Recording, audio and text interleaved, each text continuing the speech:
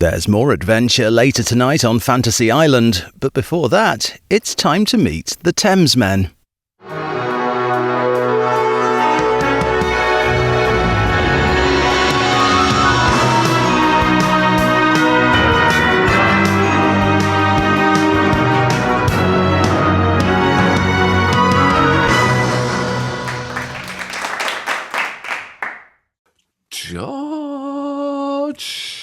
How are we doing? Good. I am good. I'm not wearing my magician's outfit tonight.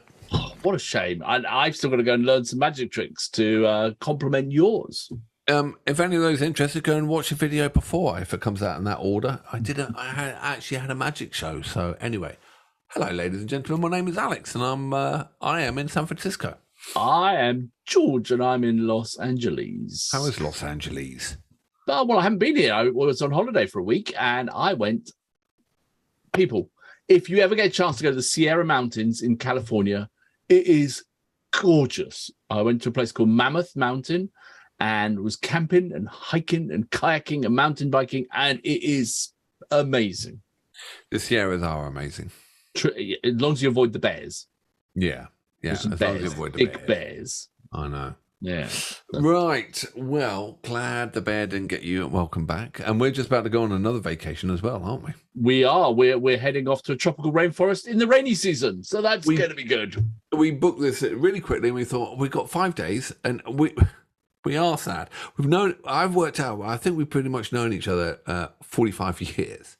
Jesus. And then I know. And then I know. And then we've ended up doing this as our hobby as well. And now we're going on a holiday and we booked it really quickly.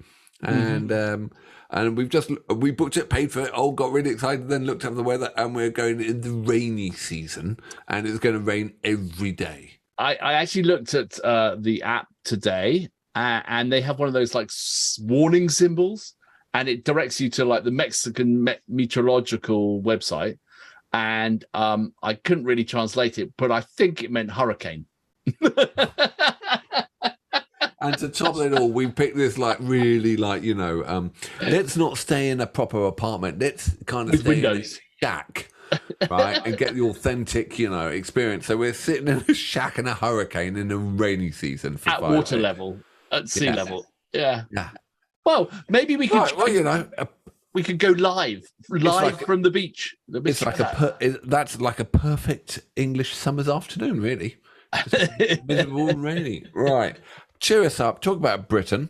We're going to do Electric Avenue by. I haven't heard that in years. Well, it is so quintessentially English. Now, he's not English, is he? No, where was he from? Like Guyana or something like that? Was that where he's from? Yeah, I mean, we were having a quick look before.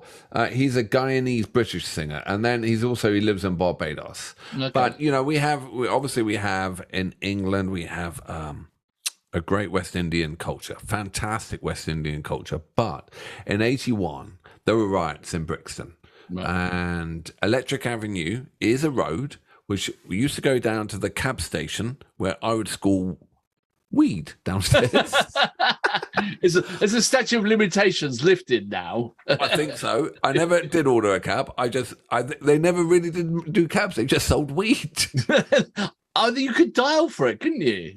Yes, that was it. That was you remember now. Anyway, that's Electric Avenue. I know nothing about it. No, I know nothing. Anyway, there were race riots in England, and we're coming out the 70s, and we had this horrible breed of white British, and they were just the hangover. And there were race riots, and Electric Avenue was the front line. And then we had ska, and we had reggae, and we had punk all come together.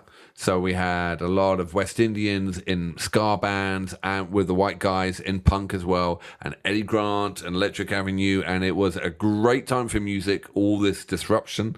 The race riots, I'm not saying England is perfect in any way, it's not, but it did a lot, and also the police got institutionalized, and they had a complete purge as well. So there was a lot happening back then, and this was the soundtrack, talking about the front line in Brixton 1981 race riots. Yeah, I mean, growing up in England in the 80s was a real time of change. I think it was pulling out of the 70s. It was a. I mean, maybe just because that was our era, and so therefore, but it was a lot of sort of transition and interesting moment in time for music and culture and the society. I think at that point, We mentioned it before. England in the 70s was like Bulgaria in the winter. England was in a dreadful state post-war, and this had been building up and up. And as that era of people were moving away, and the West Indians and the Indians were coming through, and second generation, and it was great. And it's very unified now, but it took these race riots. Yeah, it was getting rid of the old school England to reinvent itself as a New England, and it was much better for it. Yeah, that's for sure. Electric Avenue was the first road to be. I read this first road to be electrified, lit up. Oh, really? Was that why it was Electric Avenue then? Maybe, yeah. Do you think that might be a clue? Yeah. I think it's either that or very well lit cul-de-sac. Excellent. Yeah, well, I haven't heard this in a very long time, and this is a live performance from 1986, I believe. So down the bottom, into the main cab door. Ignore reception. There's some stairs. Just walk down there, and then people will ignore you. People will ignore you for 5 minutes as they're playing dominoes and stuff, and then finally someone will come over and say, "What do you want?" And it's like, "I don't want a cab." I remember going down those steps thinking I was going to get murdered. I was like, Alex, this is a really bad idea. But they were the days. All right. Okay. So here we go. Better than Mandela Court in Reading. Anyone from Reading in England remember Mandela Court? Oh, the bins. Anyway, let's go. The bins. That's how bad it was. We'd have to queue up behind the bins. All right, 3, 2, 1, go.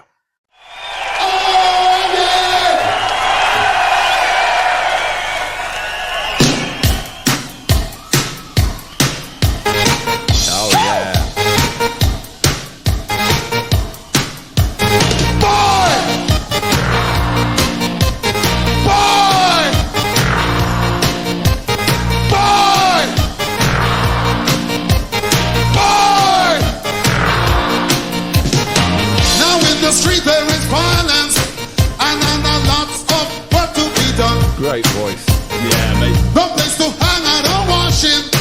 And a campaign all on the sun. Oh no, we gonna rock down to Electric Avenue. And then we'll take it higher. Oh, we gonna rock down to Electric Avenue. And then we'll take it higher. Working so hard like a soldier.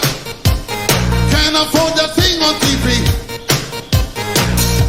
My heart, I abhor ya. Can't get food for the kid. Oh no, we gonna rock down to Electric Avenue, and then we'll take it higher. Oh, we gonna rock down to Electric Avenue, and then we'll take it higher.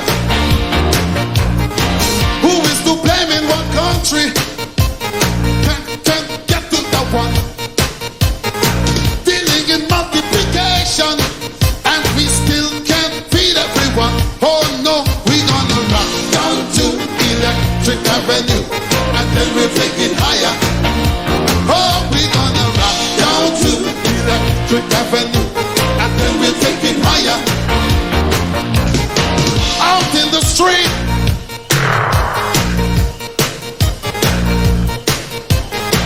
out in the playground.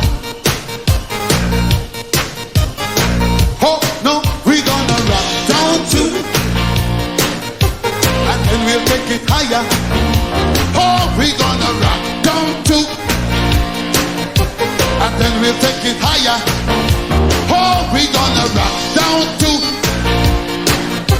and then we'll take it higher. What you say, fellas? Bring it on down.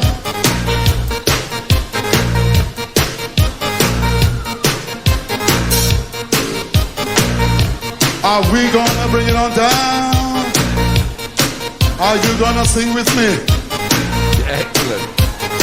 Now street there is violence, and a lots of work to be done. No place to hang out or washing, and I can't blame all on the sun. Oh no, we gonna rock that too. Oh, we gonna rock.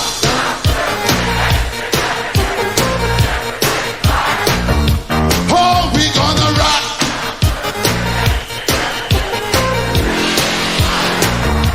Hey, we gonna rock.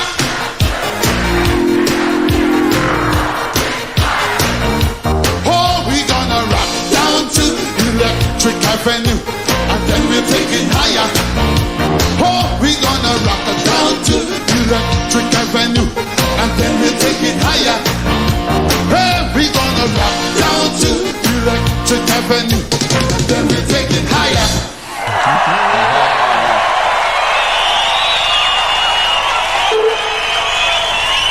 Thank you very much. What a gem of a little track. I haven't heard that for years, and I never thought of it in the context of the riots. I just never really listened to the lyrics, never really paid attention, because I'm not very good at that. But now you listen to it, and then you go, well, he was brilliant. He was like really, like you said earlier, great voice, amazing. But I was also listening to the actual makeup of the song. So, I knew it was about the race riots and whatever, and Electric Avenue. But then I was trying to work out, well, is he putting reggae vocals on top of new wave synth? Yeah. On top of 80s bass. What was that makeup of the song? Because we listened to a live one, but obviously the studio version's got which is very kind of dubby sound, Yeah. Well, you look at him with his sort of dreadlocks and his voice, you think, it's going to be a reggae track, it's like, but it's not. It really isn't. Like you said, it's got that sort of 80s synth thing. It's got that, it's definitely something different. I think I read somewhere he did sort of create his own genres, So yeah, because the synth is new wave. Yeah. Right, Yeah. but the bass was the whole 80s. But then he has this he has this whole reggae bit on the top, and I don't know if the reggae bit was just because he's got dreads, and so I was trying to take that image away, and I'm trying to listen to the vocal line, and was it, but obviously, and it's a great track, and in some way, isn't it great that we can't pinpoint the genre it's in, even still now. Yeah, no, and I'm like, because when you had suggested we listen to Eddie Grant, Electric Avenue, I was like, I don't know about that, but actually, freaking great choice, because it definitely deserves listening to with fresh ears. Again, the headphones are really, let's face it, it's sort of like it was our radio pop mix kind of thing you would hear back in England in the 80s, but to actually listen to it, that was freaking great. There was no click tracks, and there was no sequencer. That guy in his 1980s red, beat it Michael Jackson outfit was actually hitting every single note. It was really stripped down as well, wasn't it? It was very simplistic, very easy, like that. And the tempo was much higher. Right? It was good. I enjoyed it a lot, and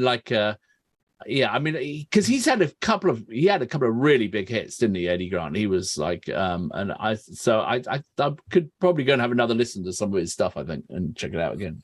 So, Blast from the Past. That was absolutely fantastic. Thank you for listening to that. I really enjoyed that, and also live version, absolutely great. He was a good-looking guy with a great voice and a good stage presence. Yeah, he was brilliant. Yeah, no, really good. I think that fits into our 80s week genre stuff, we did. So, yeah. We've got to do... will someone please step forward and curate a new wave week for us? New wave, it would be really interesting for me from all the... Because I love all the 80s synths. I love them. And that's new wave. Could someone please step forward and do new wave 5 tracks? That'd be great. With some notes. With notes. All right. Thank you very much. If you want to subscribe, we've got some great stuff coming up. Obviously, we've got more odds and sods this week. We've got Scar Week. Oh, looking forward to that one. We've got Cohen week, which is going to be amazing. Do you know much about Cohen? I know nothing. And when you suggested it and someone else, yeah, I was like, really? And you're like, oh, you got to check this out. So I'm kind of looking forward to learning.